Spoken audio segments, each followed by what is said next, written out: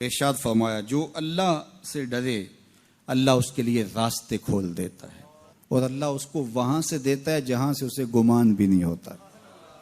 وَمَن يَتَوَكَّلْ عَلَى اللَّهِ فَهُوَ حَسْبُهُ، اور جو اللہ پر بھروسہ کرے اللہ اس کے لیے کافی ہو جاتا ہے، اس کی ضروریات کا وہ خود کفیل ہوتا ہے، اور اس کے کام اس کے ذمہ کرم پہ ہوتے ہیں، کو ہو کے دیکھے اس کا۔ تو جو اللہ سے ڈرے اللہ اس کے لیے راستے بناتا ہے۔ حضرت عوف بن مالک رضی اللہ تعالی عنہ الاشجعی حضور کی خدمت میں حاضر ہوئے اور عرض گزار ہوئے کہ میرا بیٹا سالم مشرکین کی قید میں ہے اور میں فاقوں کی حالت میں ہوں، تو فرمایا آل محمد کے پاس ایک سیر جو ہیں، بس اس کے علاوہ ہمارے پاس بھی کھانے کے لیے دنیاوی اسباب نہیں ہیں۔ کہا صبر کرو اور اللہ سے ڈرو، اور لا حول ولا قوت الا باللہ کثرت کے ساتھ پڑھو۔ یہ ایسا وظیفہ ہے، ایک حدیث پاک میں آتا ہے کہ یہ 99 بیماریوں کا علاج ہے، اس میں سب سے کم درجے کی بیماری ہم اور غم ہے۔ یہ دکھوں کا مداوع ہے، مشکلات کا علاج ہے، اور یہ وظیفہ میرے حضور نے بتایا۔ حضرت ابو ذر غفاری رضی اللہ تعالیٰ عنہ کو حضور نے 5 چیزیں بتائی تھی، ان میں سے 5ویں چیز یہ تھی کہ ابو ذر کثرت کے ساتھ لا حول ولا قوت الا باللہ پڑھا کرو۔ فرمایا عرش الہی کے نیچے ایک خاص خزانہ ہے، یہ وظیفہ وہاں سے آیا ہے۔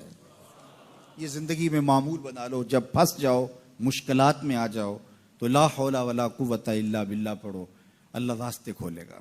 تو حضور نے 3 چیزیں فرمائی، اللہ سے ڈرو، صبر کرو، اور کثرت کے ساتھ لا حول ولا قوت الا باللہ پڑھو۔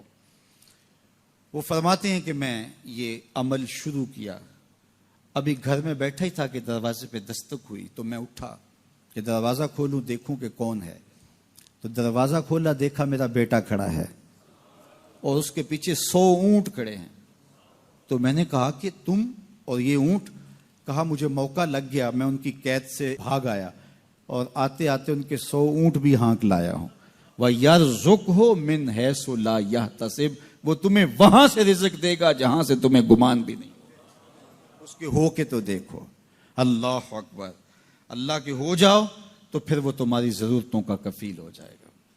فرمایا حضرت عبداللہ ابن مسعود رضی اللہ تعالیٰ عنہ نے کہ کسی شخص کو فقر و فاقہ آ جائے تو وہ لوگوں کو بتائے کہ میں آج کل بڑے مشکل حالات میں ہوں، ہر وقت لوگوں کو بتاتا رہے تو اس کی مشکل بڑھے گی، اس کی مشکلیں آسان نہیں ہوں گی اس طرح۔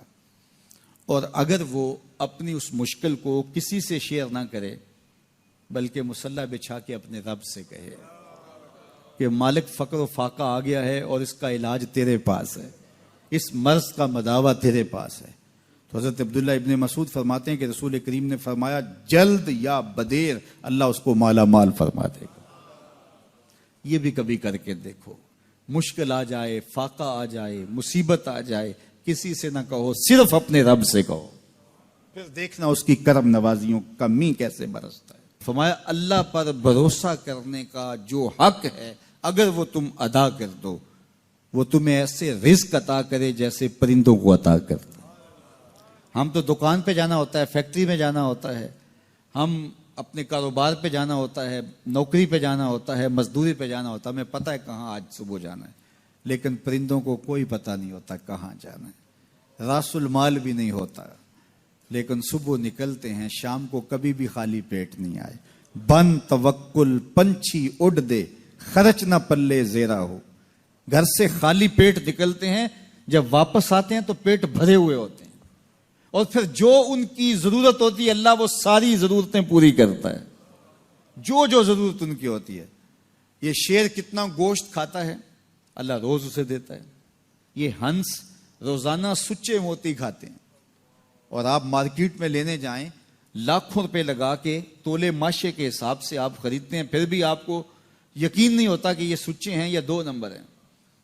اور ہنس دنیا پہ کروڑوں جانور پائے جاتے ہیں، روز کھاتے ہیں، صبح بھی، شام بھی، دوپہر بھی، پیٹ بھر کے کھاتے ہیں، اللہ روز انہیں عطا کرتا ہے۔ کہا اس پہ بھروسہ تو کر کے دیکھو، وہ تمہاری ضرورتوں کا کفیل ہوگا، اس پہ بھروسہ کرو گے وہ تمہیں وہاں سے دے گا جہاں تجھے گمان بھی نہیں ہوگا۔